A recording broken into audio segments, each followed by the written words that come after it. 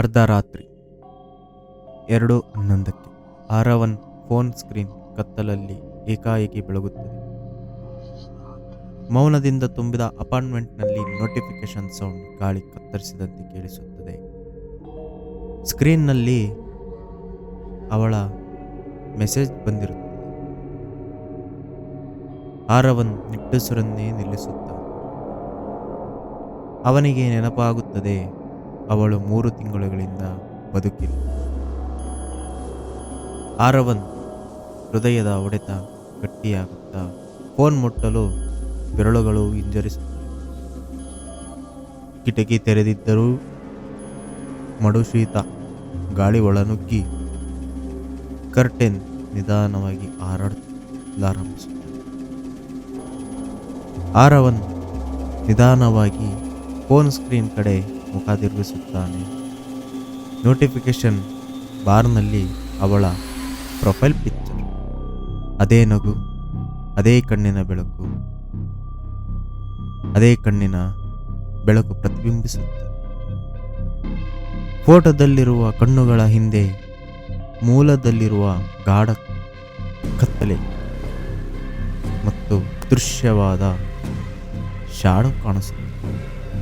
ಕಳೆದ ಕೆಲ ದಿನಗಳಿಂದಲೂ 2:11 ಬರುತ್ತಿರುವ ಒಂದು ಸಂದೇಶ ಅವನ ಮನಸ್ಸು ತೋರಿಸುತ್ತದೆ. ಪ್ರತಿ ರಾತ್ರಿ ಓಪನ್ ದಿ ಡೋರ್ ಎಂಬ ಒಂದೇ ಸಂದೇಶ ಕಾಣಿಸಿಕೊಳ್ಳುತ್ತದೆ. ಆಗ ಆರವನ್ ತನ್ನ ಫೋನ್ ಗ್ಲಿಚ್ ಅಥವಾ ಹ್ಯಾಕ್ ಅಕೌಂಟ್ ಅನ್ನಿಸಿಕೊಂಡಿದ್ದ. ಅವನ ಒಳಗೆ ಭಯ ಹೆಚ್ಚಾಗುತ್ತಿತ್ತು. ಅವನು ಅವಳ ಸಾವಿನ ದಿನ ಮತ್ತು ದೊರಕದ ಅವಳ ಫೋನ್ ನೆನಪಿಸುತ್ತಾನೆ. ಅಪಾರ್ಟ್ಮೆಂಟ್ನ ಗಾಳಿ ಗಟ್ಟಿಯಾಗುತ್ತಾ ಸೀಲಿಂಗ್ ಲೈಟ್ ನಿಧಾನವಾಗಿ ಮಿಂಚುತ್ತವೆ. ಗೋಡೆಯ ಮೇಲಿದ್ದ ಒಂದು ಚಿತ್ರ ಕೆಳಗೆ ಬೀಳುತ್ತದೆ. ಆ ಫ್ರೇಮ್ ನೆಲಕ್ಕೆ ಬಿದ್ದ ಶಬ್ದ ಸಹಜ ಚಳಿಯನ್ನು ಮೂಡಿಸುತ್ತದೆ. 2:13 ಫೋನಿನಲ್ಲಿ 2ನೇ ನೋಟಿಫಿಕೇಶನ್. ಐ ಆಮ್ ಔಟ್ಸೈಡ್ ಎಂದು ತೋರುತ್ತದೆ. ಬಾಗಿಲಿನ ಕಡೆ ನೋಡಲು ಆರವನಿಗೆ ಧೈರ್ಯ ಬರದು. ಅವನು ನಿಶಬ್ದವಾಗಿರುತ್ತಾನೆ.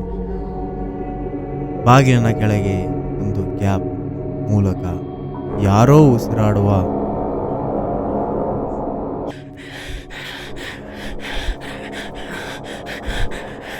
ಶಬ್ದ ಕೇಳಿಸುತ್ತದೆ.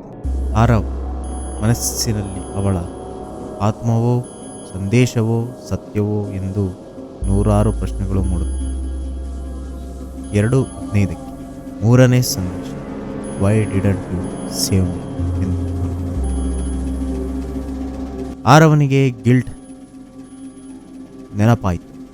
ಅವನು ಅವಳ ಲಾಸ್ಟ್ ಕಾಲ್ ಅಟೆಂಡ್ ಮಾಡಿರಲಿಲ್ಲ ಎಂಬ ಸತ್ಯ ಅವನನ್ನು ಕಟ್ಟಿ ಹಾಕುತ್ತದೆ. ಅವಳು ಡೆಸರ್ಟ್ ರೋಡ್ನಲ್ಲಿ ಒಬ್ಬಳೇ ಉಳಿದ ಅವಳ ಬಗ್ಗೆ ಅವನ ಪಶ್ಚಾತ್ತಾಪ ತೀವ್ರವಾಗುತ್ತದೆ. ಅವನು ಬಾಗಿಲಿನ ಹ್ಯಾಂಡಲ್ ಹೊರಗಿನಿಂದ ಯಾರೋ ಹಿಡಿದು ತಿರುಗಿಸುತ್ತಿರುವಂತೆ ನಿಧಾನವಾಗಿ ಕಂಪಿಸುತ್ತದೆ.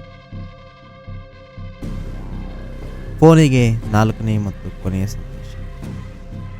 I am coming.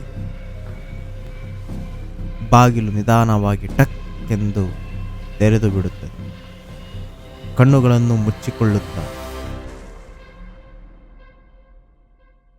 ಯಾರೋ ಒಳ ಬಂದರು ಎನ್ನುವುದನ್ನು ನೋಡಲು ಅವನಿಗೆ ಧೈರ್ಯ ಕೂಡ ಇರುವುದಿಲ್ಲ. ಮರುದಿನ ನೆರೆಮನೆಯವರು ಬಿದ್ದಿದ್ದ ಆರವನ್ ಜಾಗದಲ್ಲಿ ಕೇವಲ ಅವನ ಫೋನ್ ಮಾತ್ರ ಕಂಡುಹಿಡಿಯುತ್ತಾರೆ. ಸ್ಕ್ರೀನ್ನಲ್ಲಿ notification. Fail to send, user no longer available ಎಂದು ಕಾಣಿಸುತ್ತದೆ. ಆ ದಿನದಿಂದ ಪ್ರತಿದಿನ 2:11 ಆರವನ್ ಫೋನ್ ಬೆಳಗುತ್ತದೆ. ಈಗ ಸಂದೇಶ ಬರುವ ಪ್ರೊಫೈಲ್ ಪಿಕ್ಚರ್ ಅವಳದಲ್ಲ, ಅದರಲ್ಲಿ ಅವನೇ ಕಾಣಿಸುತ್ತಾನೆ. ಸೊ ಈ ಆರವನ್ ಎಲ್ಲಿಗೋದ? ಏನಿದರ ಹಿಂದಿನ ಕತೆ? ಮುಂದಿನ ಎಪಿಸೋಡ್ ನಿಮ್ಮೊಂದಿಗೆ ಹಂಚಿಕೊಳ್ಳುತ್ತೇನೆ. ಸೊ ನೋಡ್ತಾ ಇರಿ. She text me.